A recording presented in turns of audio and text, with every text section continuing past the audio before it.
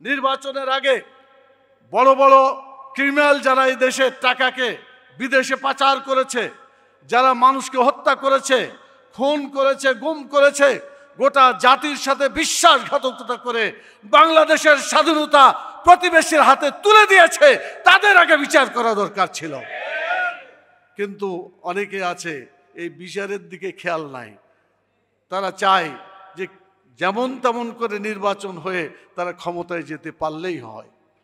আমরা একজন ফ্যাসিস্ট সরকারকে বিদায় করেছি, নির্বাচনের মাধ্যমে অন্যায়ভাবে আর একটা ফ্যাসিস্ট সরকার বাংলাদেশে আসুক, জনগণ এটা হতে দেবে না। আমরা নির্বাচন ব্যবস্থাকে সুন্দর করার জন্য বলেছিলাম যে আগে সংস্কার হোক, আগে বিচার হোক।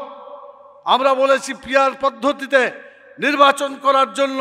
আমরা বলেছি প্রবাসী লোকদের যারা আছে, রেমিটেন্স যোদ্ধা যারা বাংলাদেশে কোটি কোটি ডলার আমাদের দেশে দিয়ে আসছে, সেই রেমিটেন্স যোদ্ধাদের এখনো তাদেরকে ভোটার করা হয় নাই। আমরা বলছি তাদের ভোটার করতে হবে। সেই প্রক্রিয়া করার জন্য যে সময়টুকু লাগে তার দিতে হবে।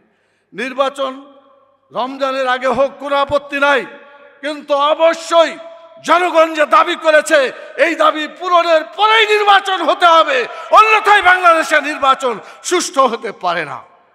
আজকে ওয়ার্ডে যান, ইউনিয়নে যান, উপজেলায় যান, বিভিন্ন জেলা পর্যায়ে যান, সেখানে কিন্তু নির্বাচিত প্রতিনিধি নাই। আপনারা জানেন নির্বাচিত প্রতিনিধি সেখানে নাই।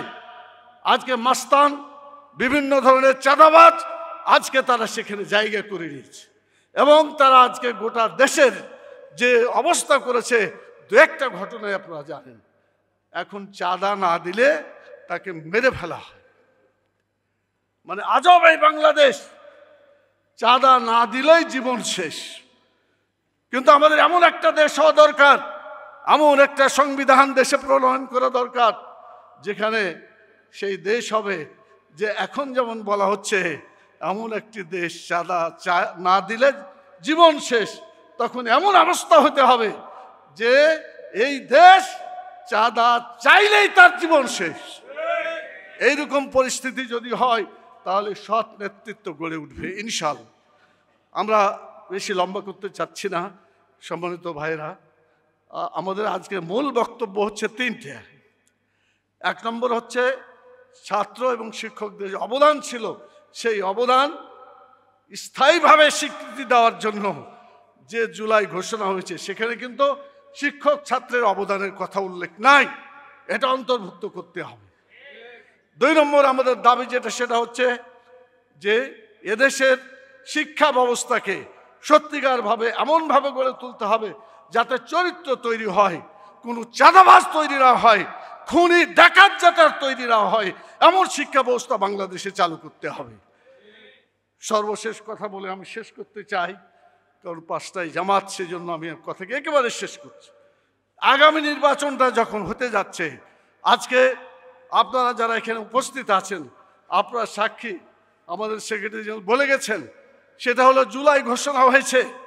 এই জুলাই ঘোষণার মধ্যে এটা একটা অসম্পূর্ণতা আছে, যেগুলা বাদ চলে গেছে, সেগুলোকে অন্তর্ভুক্ত করতে হবে। যদি অন্তর্ভুক্ত হয় তাহলে জুলাই বিপ্লবের, জুলাই অভ্যুত্থানের যে চেতনা, সেই চেতনা আমরা জাতির কাছে উপস্থাপন করতে পারবো ইনশাআল্লাহ। তো আপনাদের কাছে আমি ধন্যবাদ জানাই। আজকে আদর্শ শিক্ষক ফেডারেশন আমাদের কাছে সুন্দরভাবে একটা আয়োজনের ব্যবস্থা করেছে, তাদেরকে ধন্যবাদ জানাই, এবং সম্মানিত সাংবাদিক বন্ধুগণকে ধন্যবাদ জানাই। তাদের মাধ্যমে আমাদের এই কথাগুলো সত্যিকারভাবে সকল মানুষের কাছে যাবে, আন্তর্জাতিক বিশ্বে যাবে। আমি শেষ কথা বলতে চাই, বাংলাদেশে অধিকাংশ মানুষ যাদের ঈমান আকীদা বিশ্বাস করে দুনিয়া এবং আখিরাতের কল্যাণের জন্য, আমাদের শিক্ষা ব্যবস্থা আখিরাতের কোনো চিন্তা চেতনা নাই।